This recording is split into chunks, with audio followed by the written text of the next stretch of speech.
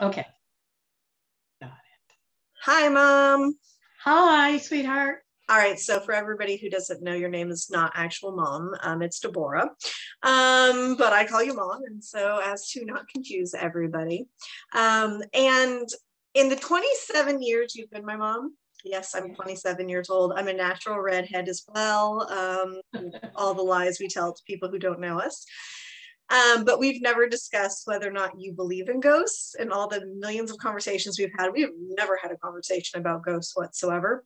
And so being Catholic, I suppose that the church kind of lays out the Holy Spirit and all, but I know a lot of the religious neighbors index and really do not take lightly or appreciate the talk of ghosts. So I never really knew where you are with all of that. So I just assumed that, maybe you didn't believe and you thought I was crazy, but you are just too polite of a human being to tell somebody that.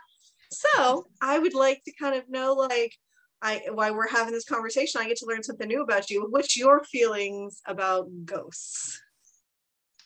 Ghosts. Spirits, ghosts, whatever. Right.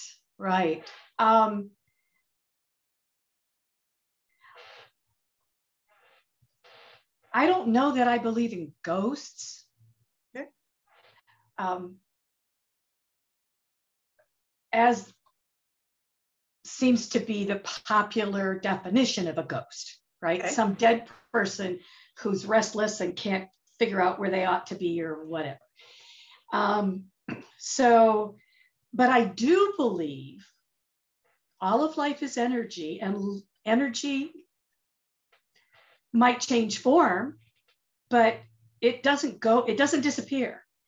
And so you're looking at more the law of conservation of energy, which says we cannot create or get rid of energy. Exactly. So, and I also believe that there is and I'm going to use the word spiritual because I don't know a better word to use, a spiritual component to the world we live in. We can't quantify it. We can't see it. We can't feel it, but I believe it's there. And I believe that it is. Now, do you actually feel that that's the case, or you just feel like you can't see it, feel it? Or are you saying nobody can see it, feel it? I guess my sense is science hasn't been able to quantify it. And so therefore, but I'm not saying people do not experience it. But that, again, science can't quantify anecdotal stories, right? Uh-huh. So I do believe that there is this component to the world we live in, and that there is, let's call it enmeshment, in and out. Mm-hmm. And I think it's normal. There is so much we don't know. There is so much we can't know. So we call it mystery. All right, so we can call it mystery. And I think that's where the whole concept of spirits and ghosts might come in, that we experience situations that are real for us, that make sense for us, but we can't prove it. Yeah. We can't prove it. Well, I feel like it's becoming one of those things where it's getting a little bit easier with thanks to science, right? Because science changes every 10 years, right. But with new cameras and new whatever. But then again, there still has to be, you have to believe, right? And that's ultimately and it's the same thing. Faith is faith, right? You believe in God, believe in Jesus, believe in any of this stuff, right? That requires faith, because proving it, I had the same conversation with my doctor recently about genes, where I'm like, you don't know that these are the only genes that cause this, so let's stop pretending we do, right? We don't know anything, basically, is my feeling on it, right? Our understanding of what we know, it keeps changing so quickly. Exactly. Knowledge is dynamic and it's contingent, so we only know what we know, like right now, but we have to be open to what we're going to learn to know, and test it and judge it, but then accept. And the word belief for me is a little iffy, because it factors too much on faith. So sometimes you have faith in one thing that means you can't believe in another thing. And also for a lot of people, belief and faith are something you would be willing to die for. And I'm not willing to die on the issue of ghosts. Right? I'm not willing to die on any of the issues. So, okay, exactly. So I want to be careful with the words, belief and faith, because they're pretty loaded. But I do feel like there's a whole component to the world that is not obvious to us, or we're not aware of all the time, but it's there. And perhaps some people are more sensitive to it, or just simply more open to it. I personally, I'm not afraid of it. So things that I might experience that I think are more like synchronicity or just weird, I might not attribute it to something spiritual and supernatural. And maybe it is and maybe it isn't. But I'm just saying, why not? Why not? Yeah. Sure, it could happen. Why not? I feel like you're like one of the most logical human beings I know, and which of course one of the things I appreciate about you. Yeah. And so I think that also is why, like, I just really honestly never even considered that you would even believe in ghosts, like, just because, and not to say that you can't believe in ghosts and be logical, because I think I'm pretty logical. I've tried to disprove a lot of the stuff, trying to figure out, why it's happening and how it's happening, because if it's fake, I don't want to like share this with everybody else. And I know it seems like your friends also seem, I don't know. Well, I have some friends who are pretty tied into what they believe. Yeah. And I'm pretty loose about what I believe, because I know it's not fixed. Yeah. It's not fixed. Or I also know a lot of it is human created. I mean, it's the stories we tell ourselves, and then we determine the amount of belief we assign to the meaning of the story. That's what humans do. Some people assign a great deal more meaning to the story than perhaps I do. So, but I still like the story. And I think, well, it's as good as any other story to explain a human experience. So do you feel like you had like, outside of this house, any sort of like possibly supernatural experiences in the past? I do. The kind of experiences you can't explain. And I think so you'll remember that when I was a little girl, I was hearing impaired. And the world for me during those years was all vibration. So I felt a lot of things that I later came to understand people don't. Because I didn't experience the things the way they experienced them. And to some extent, I still do that today. Feel things people don't. And I'm not always sure what it is. Could be something pretty obvious in a scientific way. But it's also the way I kind of have a sense of knowing or not being concerned about it. So when I was very young, I remember going somewhere with my mother, and it was a family member I either didn't know very well or a friend, somebody else's house. And I knew as soon as I got into that house, I'd been there before. And they all told me very clearly I'd not ever been there before. And really, there was no reason that I would have been. And yet I knew where everything was, and I was very comfortable there. I don't know what that explains, but there you have it. Doesn't frighten me. Deja vu, a blip in the matrix, something along that line. Could be anything, right? I had a lot of deja vu when I was a kid as well, to the point where I would purposely change things that I said or did because I was like, I've already done this before. So I used to have that a lot as a child. I don't really have as much now. And I consider myself an empath.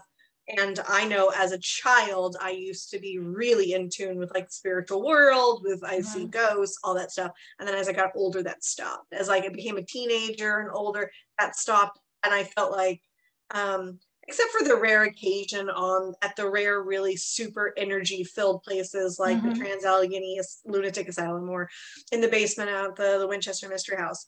And I feel like part of this house has kind of opened that up for me is the fact that I've had people come in and say the exact same thing to me. And so that has helped me think, okay, so it's not just in my head. It's not just my experiences. Right.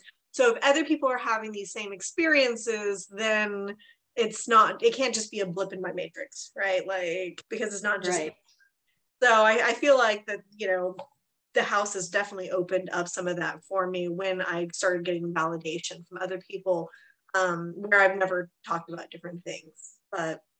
And what's interesting for me, for your house, is that you have said you feel these sensations. I don't feel anything in the house. Feels like a perfectly normal house to me. And yet, as you know, I've had a couple of experiences. So I don't know why that is. And maybe it's because I don't care if I feel anything, and I'm not anxious, perhaps. Like somebody might be, oh my gosh, I'm in a haunted house and I'm a little anxious about what's going to happen. I'm not anxious about anything. I feel like the house is alive, which is different than any other house I've been in. For me, the house just feels like it, and not like an alive, like a sentient being, but like an alive thing, like a plant might be alive or something like that. Well, and I would say the same thing, but you know, when I travel, I like to go to look at old houses and old gardens and things like that. And old houses are built differently than new houses. And all that wood and all those different materials, you can feel them breathing. I do. I mean, it's like the house has had life, especially a house 100 years old. There's life to that house. And I feel that. I feel that the house just structurally has its own life. And it doesn't necessarily mean I feel the people who lived in the house before, but maybe that's part of what I do feel.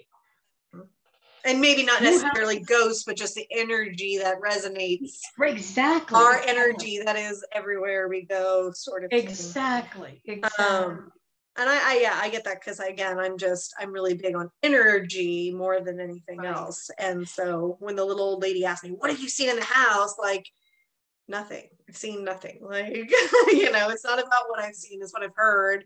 It's, you know, I mean, we've seen, like, I've got the pictures of like the footprints and the handprints and other weird things that have happened, but like, I'm not seeing ghosts walk around myself. Like, but there's just, there's definitely, the house has a very specific energy.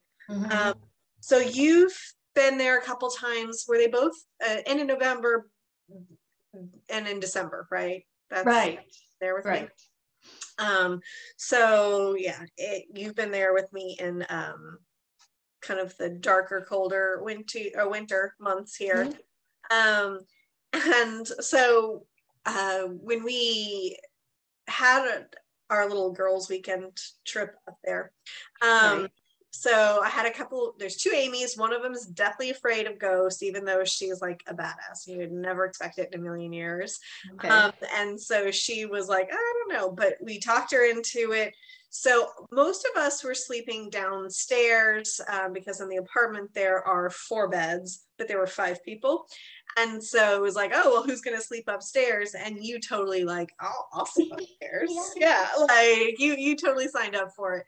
So again, I assumed that because you were okay with sleeping up there, and you know that you did not believe in ghosts. So it really surprised me. In the morning you told me something strange that had happened.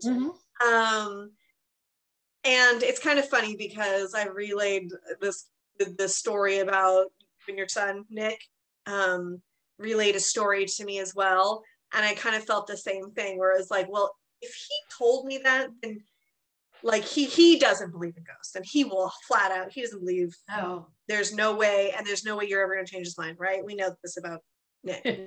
But he told me a story, and when he told me the story, I thought, oh, well, that must have really surprised him for him to tell me this story, because he is so adamant about not believing it, and like that's a hill he will die on, right? And so I was really surprised in the morning when you told me, you know, what had happened in the middle of the night. So I think that, so yeah, I just wouldn't have expected you to even mention it to me because I don't know. So anyways, you want to tell us what happened? Well, sure. Okay. So I slept in the room upstairs that's got the big, beautiful black bed. And it's a king size, right? I mean, it's huge. California king, yeah. Yeah, it's a huge. And we should point out that you're like 5'1". You're a tiny human. Yeah, right. And also there was no nightstand table by the bed at that time that I was there. So there was no place for me to put my phone and my eyeglasses. So when I got into the bed, I made two decisions. One was that I was going to sleep all the way across the bed to the window side of the wall, mostly for the reason that if I got cold during the night, I could double the duvet as an extra blanket. And then because there was no place for me to leave my phone and my eyeglasses, I just put them on the bed next to me, next to my pillow, and slept the night away and was comfortable and slept through the night with no problem. When I woke up the next morning, my phone and my eyeglasses were all the way over to the other edge of the bed. And I just thought they were like lined up? Or just the way I had them. Okay. Just the way I had them, you know, side by side. And I just thought, well, okay, that's, you know, I hear unusual things take place in this house. You say you feel more of the energy upstairs because I've stayed downstairs, right? And there you have it. Whatever that energy is, moved my stuff. So, yeah, I don't know how I'd feel about, I mean, I guess to me, that is a lot of, there's nothing in the house that feels malicious or anything to me. So right, kind of, right. There's a lot of jokester feelings to me. So I guess that doesn't surprise me. And actually, my housekeeper was just telling me that her daughter was cleaning the kitchen and I left some Velcro tabs on the bookcase. And then when she came back in, they were now on the island. Mm-hmm. So that those had just moved, you know, too. Right. And so like, so I guess I shouldn't be, you know, surprised when things move, because again, it's not the first time I've heard it. Right. But you know, I don't think I've ever had anything like super obvious. I don't think most of the time I would notice if my stuff got moved. I'd just be like looking around trying to figure out where it went. But my sense is that maybe there are two different lives going on in this house at the same time, but in different circumstances. And it's like when you live with someone else and you set something down and they decide it should be moved somewhere else.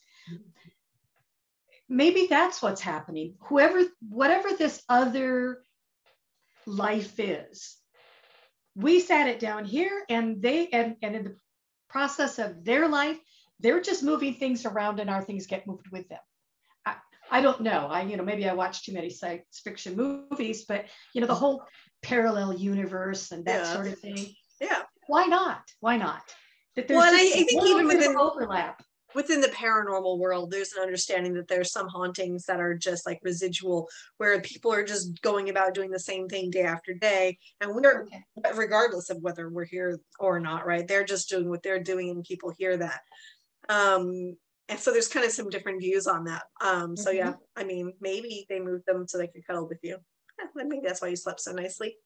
And so we had a night. So I don't think there really too much happened that night except for the banging, which, you know, I've talked about a lot, that the house doesn't like it when you make too much noise. And so when there's a lot of noise going on, the house tends to, like, there's a lot of banging that goes on. So we had a house full of loud people. Right. Between, like Amy and Donna and me. And, so there was 6 of us total, but I'd say 4 loud people in the house. And so at one point in time, I know I had to yell at Donna to like, be quiet. But as soon as you stop talking, the banging stops. And so it was kind of fun because throughout the night, Donna started hearing it, but instead of stopping, she'd be like, Elsie. And she'd like point because she'd hear it, but she didn't want to stop because once you stop, the banging would stop. So I kind of thought that, I don't know if did you hear any of that or no? No, that was after I went to bed? No, that's when we were playing games. No, I don't think I noticed it. Yeah, it's in the solarium back there. And so, yes, I know Donna noticed it too, but because like, yeah, when you get too noisy, the house gets noisy back. Yeah. So then so we woke up, we went out, had breakfast, did some shopping, good time. And then everybody left. And so we were there. I was like cleaning up and still organizing. I was getting the apartment ready for a travel nurse who was staying at this point in time upstairs. Mm-hmm. And so it was probably like 2:00 in the afternoon. Probably, yeah. And but it was raining, so it was dark outside because I mean it was dumping rain. Mm-hmm. So it was still pretty dark, even though it was like 2. And I was waiting. I was just sitting in the parlor, if you will, waiting for you to get done what you were going to get done and stay out of your way. Yeah. So you were hanging outside. I was just like, yeah, cleaning up, finishing up, get ready. And then I hear, I don't know, maybe I should ask you for what did you hear? What was the noise sounded like? What did it sound like? You were downstairs. Yeah. And I'm in the the parlor. And I heard a loud, like cry go out. A loud cry noise, not a scary cry noise, not a, oh my God, I've gotten hurt. But I thought, well, was that Elsie? Because it wasn't a word. It wasn't like you called out my name. And I thought, well, if it is, she'll yell, she'll make the noise again. But I didn't hear it again. Then you came up the stairs. Yeah, because I heard it. And you probably, just kind of a loud noise. Like a startled sound, like somebody got startled. So I assumed you were sitting on the couch in the living room. Poor travel nurse Leather comes out of her room, sees you get startled. Oh, so I see. That's what I thought it was, is that one of you startled the other one, even though she knew we were going to be there that weekend and we knew she was there. But that's what I had assumed happened. And so I'm going about my business, but then I was like, I don't hear footsteps. I don't hear talking. I didn't hear any other noise. And I would expect that, like, if she came out of the room and one of you guys got startled, that you guys would share a couple of words at least. Right. And so then I was like, should I be concerned about this? And so then I was like, And so I decided, okay, I better go upstairs. And because it sounded like to me that it was upstairs. But where did it sound like it came from? Downstairs. Yeah. So downstairs. Yeah, but it very much sounded like upstairs to me. So so then I came around the stairs and you were standing at the top of the stairs looking down at me when I turned around, and I was like, well, I don't know what I asked. Did you hear that? And I said, well, yeah, I heard that, but I thought that was you, right? Yeah. So we both thought it was one another. And so it was very strange. I've never heard anything like that before or since. I said I don't usually like hear stuff, but to me it sounded like a little startled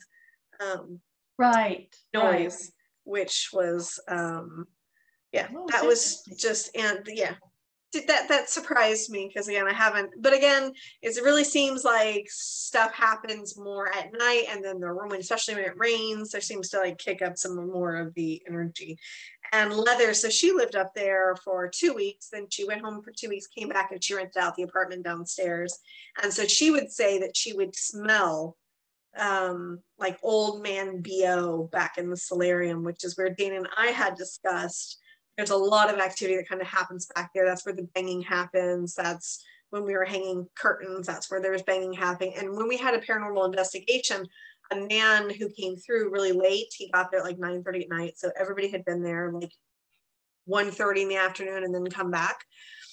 He said that there was a man in that, where the laundry center now is. But she would smell old man BO. And then when she moved down into the basement and I talked to her, she's like, yeah, it's a lot less creepy down here. And I was like, yeah, I know. I definitely know that, because again, I slept in the primary bedroom as well for the first time alone last week. So it's the first time I've slept upstairs by myself was last week. So I'm a big kid now.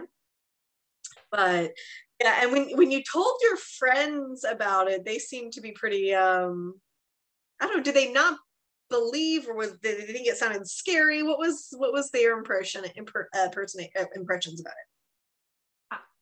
My sense is that they believe me because I don't tell stories and I wouldn't lie to them and I wouldn't make it up. And yet it's kind of like they probably think, no, you just rolled over and pushed it during the night. That would be like 3 rolls for you. Well, yeah. And it's then a really I big bed back because I woke up where I went to sleep. So, and you know, quite frankly, if I was going to do all that, they'd have probably landed on the floor, right? Right. Yeah. So my sense is that they look at me and say, well, okay, but you know, everybody has their own sense of what they think haunted means. And maybe that's not what they think haunted means. I don't know, you know, they're, you know, the TV and stuff like that. I feel like this is one of the reasons why I kind of wanted to record or kind of like put down what people have experienced there, because when, I mean, I use the name Haunted Home, Home Sweet Haunted Home, and I have been, so before, you know this, but before I started turning this house into an Airbnb, originally I was just going to rent it out by the room, which is usually what I do. And then it was haunted.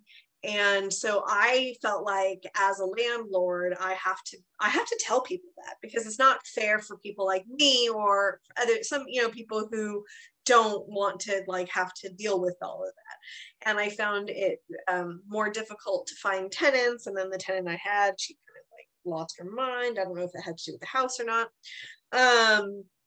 And so that's when I decided to turn it into an Airbnb. But again, and I've had a lot of people in like Airbnb groups going like, oh, you need to not tell people it's haunted. I'm like, but how do I tell people it's not haunted? And then people like want to blame me because the oven doesn't work one day. And just one day. And then that light in that room doesn't work one day.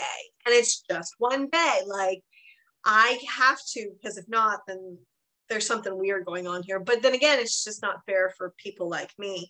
So one of the guests that we had a couple last month, they said that they had rented a house in Sutter Creek, which is you know, next town over, and the whole area is extremely haunted. So it's not just the house, you know, like I kind of now, I didn't know it before I bought it, but I pretty much know now that everything in the area is pretty much haunted. You can count on it. But they said, oh yeah, we thought it was haunted. There were some things that happened, but you know, and I kind of just don't want people like going into it, like questioning their own sanity when weird stuff happens. So it's just, I kind of put it out there. And that scares some people, but it's like, if you don't believe in this and you don't want to be a part of it, it is just a house.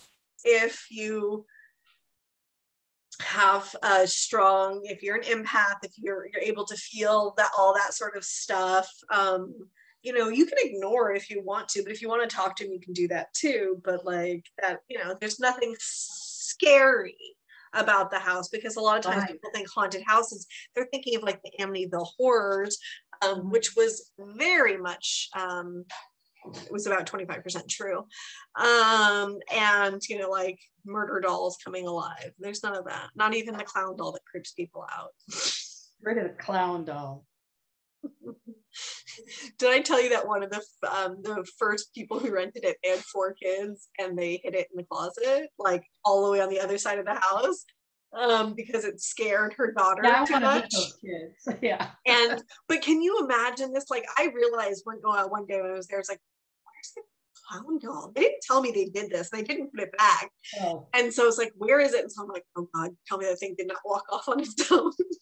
And then I had to search everywhere, and I found it in like the back bedroom's closet. And I just thought, can you also imagine being the person who rents this house and you go into the closet and find a clown doll sitting down there, like, you know, on timeout in the closet? Like, that's not fun. Yeah. So like, that's not nice. But so yeah, so that's why I just like, I really want to put it out there to like kind of like open it up, that it's not like some scary you know, place for, you know, yeah, it's not a scary location. It just can be an odd, it just can be odd. Yeah, but it's not frightening. I said it's alive. It just feels alive to me. Take that for whatever it means. But again, I'm not scared by plants either, but the house feels kind of like a plant. It just has its own own. Just stay out of the basement, because the basement is really scary. I locked that up, actually. Yeah, that's what I'm saying. It's like nobody should try to open that door. It's an old house, and the basement is just scary.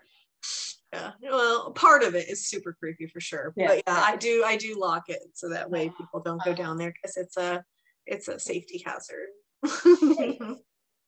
Do you go up in the attic? Is there an attic? Yes, I have. And have you been up there? Yeah. Is the attic weird? No.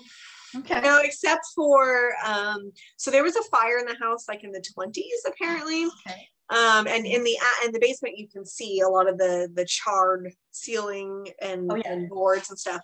So you can still see the smoke all the way up into the attic.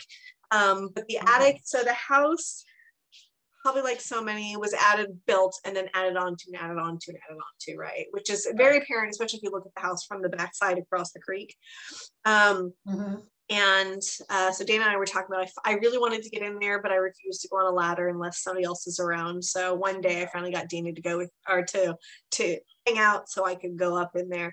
And it was really shocking to me how clean it was. There wasn't like any, like, didn't look like any animals had been living up there. I'm not saying like rat droppings or anything, which is crazy, because the insulation in there is like that old like newspaper. So it's like, it's an older insulation. Oh, yeah. You can see the remains of the old knob and tube electrical before it was, you know, updated.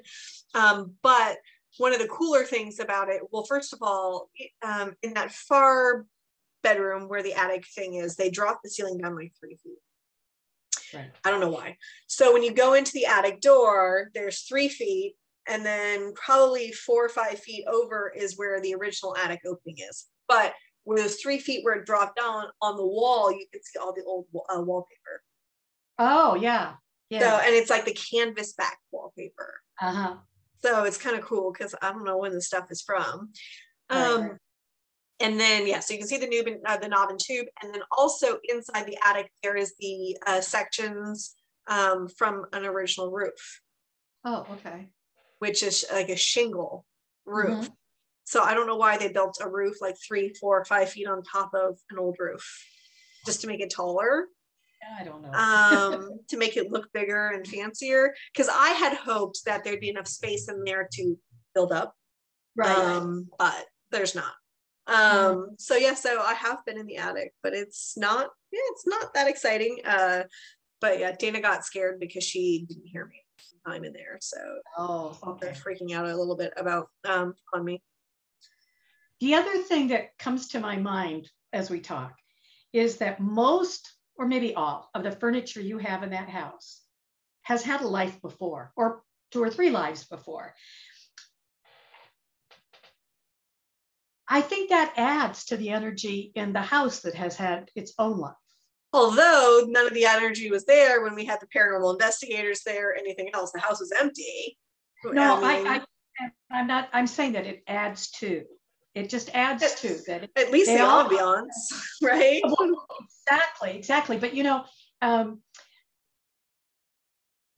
I think of a home that maybe had a lot of unhappiness in it. And in my sense of the world, all of the home kind of picks that up.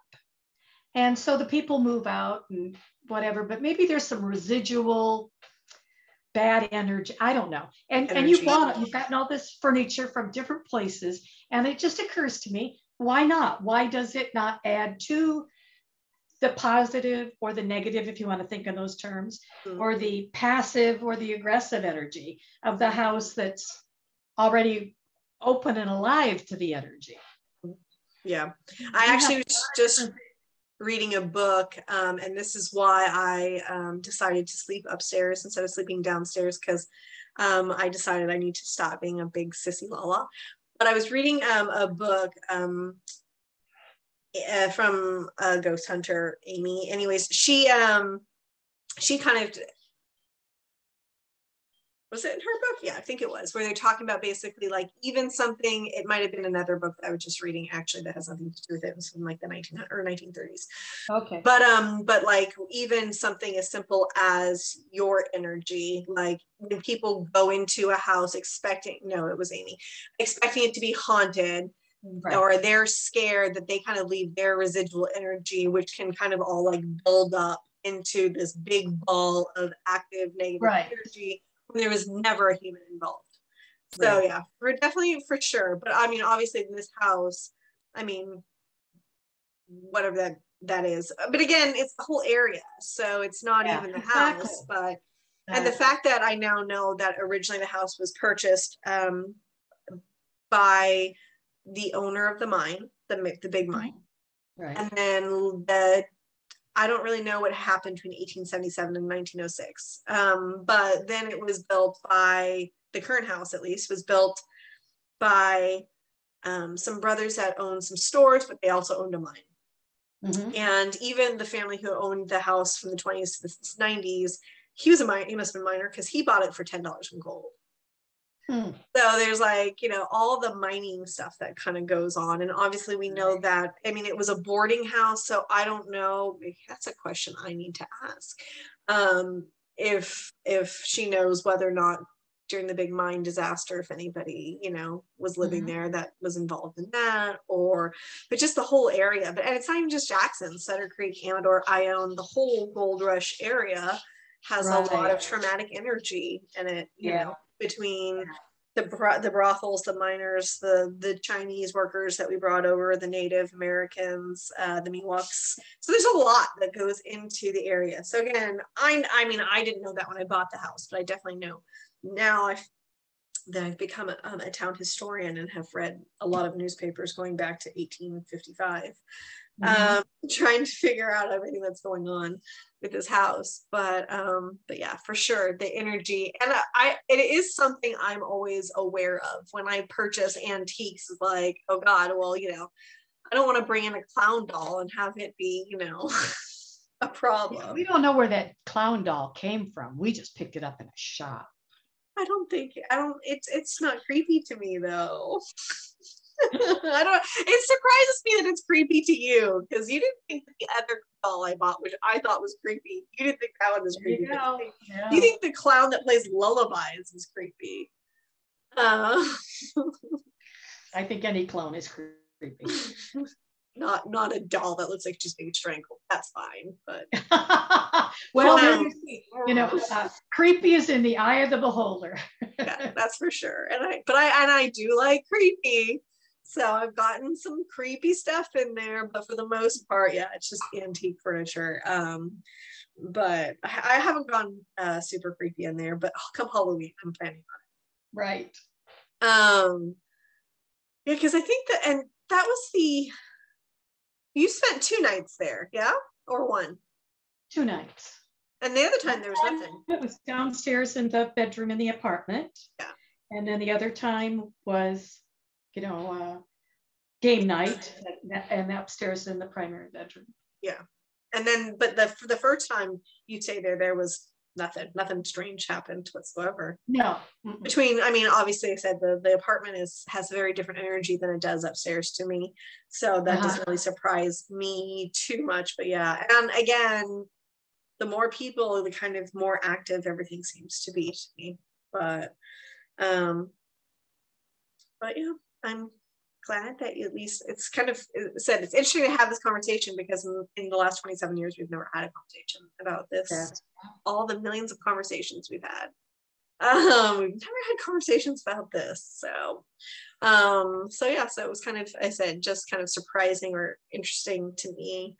Very surprising, much like when Nick told me what happened to him, which I was just very surprising to me, because I would never expect him to tell me, like, if when weird things happen, I just expect like him or you just to be like, ignore it, because it's just weird things that happen, and you know, it's totally not anything. So I'm sure I told you he had a screw. Oh, okay. So he has to make sure he tells everybody when they ask about the haunted house that he doesn't believe in ghosts, like everyone. But I had him go up there with me one day to deliver some piece of heavy furniture. I can't remember what it was right now. And so while he was there, I said, hey, can you hang these smoke detectors? And so he was, and I put tape all over the house telling him where I wanted them. So he was putting that center sitting room where I now have the Victrola and the couch, the bedroom without egress. So I'm not using it as a bedroom, just a sitting room. So and I don't like that room. I don't like to be in there, not during the day, not at night. I don't like to be in that room. For a long time, it was just storage for decor. So I didn't have it all sitting here. So when I had to clear it all out, so he was in there and he was hanging. So he came to me and said, "Oh, the ghost in that room must be really nice." And I was like, "What?" Because again, he doesn't believe in ghosts. So the fact that he's even saying this, I'm like, oh, God, where are we going with this? Well, that's what he says. He says he doesn't believe in ghosts. But the kid has some imagination, because how long did he play magic cards? Still does.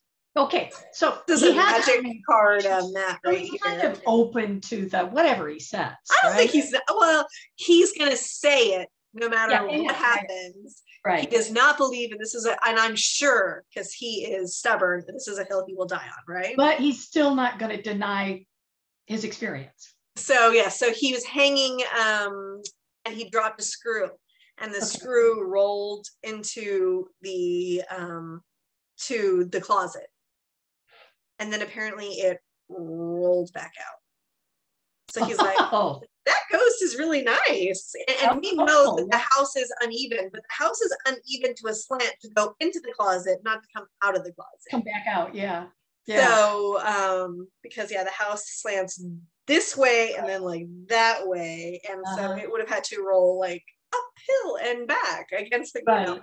So he said, oh, the ghost must be really, like nice in that room.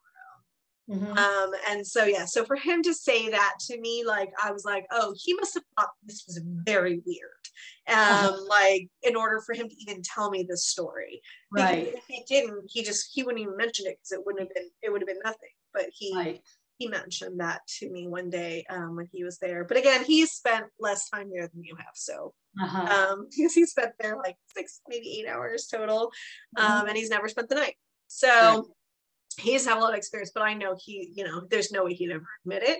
But yes, that was something that he had that was strange enough for him to tell me about it. So I felt like that was kind of a big deal. So I kind of felt the same way when you told me about your phone and stuff. Like for you, like you said, your friends know you don't lie. You don't lie about anything ever.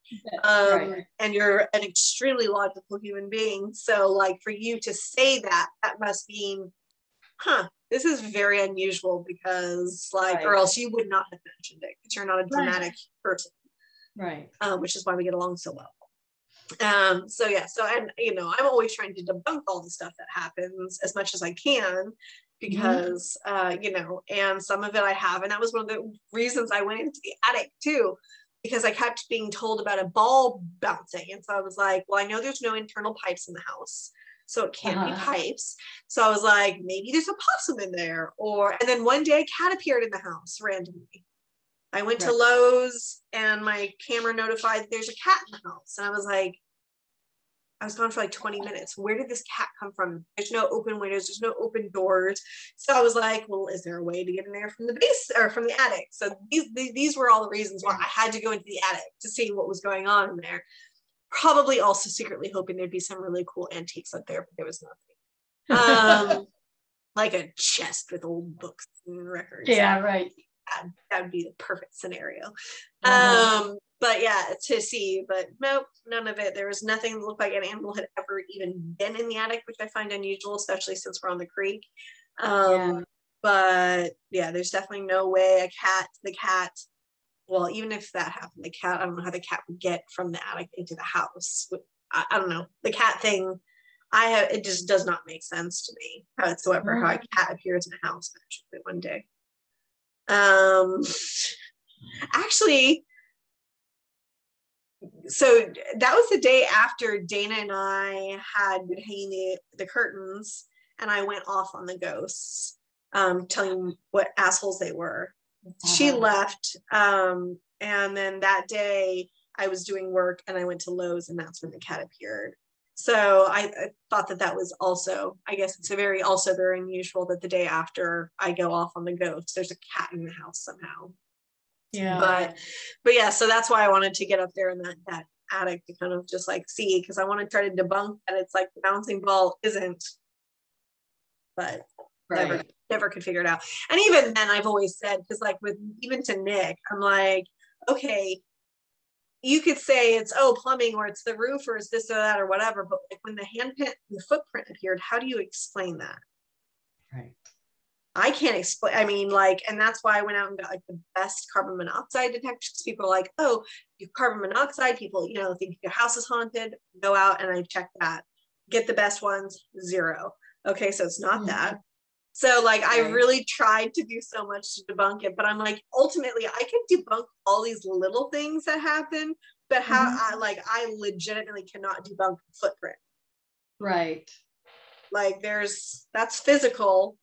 And so that's very different for me than, obviously I have a feeling or hearing a noise, or because like one day Leather was hearing pounding, and she was there by herself and she was hearing pounding, and I was like, we were trying to figure it out, like, what is the noise that you're hearing? Because she's freaked out. She's like, hey, are you here? Because like there's this pounding noise. I'm like, nope, I'm not there. And so when it was all said and done, we realized it was the back gate that goes to the creek. Yeah, was loose, or was the contractors had been there that week and they had opened it, not closed it, and so it was just slamming against the house. And I had heard that before, so I know what that noise sounds like. But I also know what, and now that's gone, thank goodness, because I got a proper gate installed the week before. But like, to hear some of the other noises. But so I'm always consistently trying to debunk it for my own sanity. And I don't think it's just because I work in research, but like, yeah, again, I don't want to like say all this weird stuff happens and then look like an idiot. So I had to debunk it myself first. Which I want to get the girls, my nieces, and have a talk with them about when they came and stayed. Yeah. Because when we were trying to debunk stuff, something else super weird happened. So again, it's one of those things. It's like, well, how do you explain this? So I'm hoping to get them to have a chit chat about some of the strange things that they had happen while they came to visit us. But luckily, at least, we both enjoyed up there, the town, immensely. So we have multiple plans in the next coming months for all the different events between the plays and the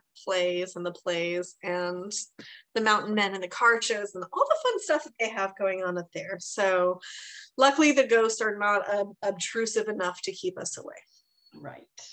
So either of us, but again, I just prefer sleeping upstairs with other people. At least I know now I can't do it by myself. Excellent. All right, Mom. Well, thank you so much for the chit chat. You're welcome. It's been my pleasure. I'll talk to you very soon. Excellent. Bye-bye, sweetie. Bye.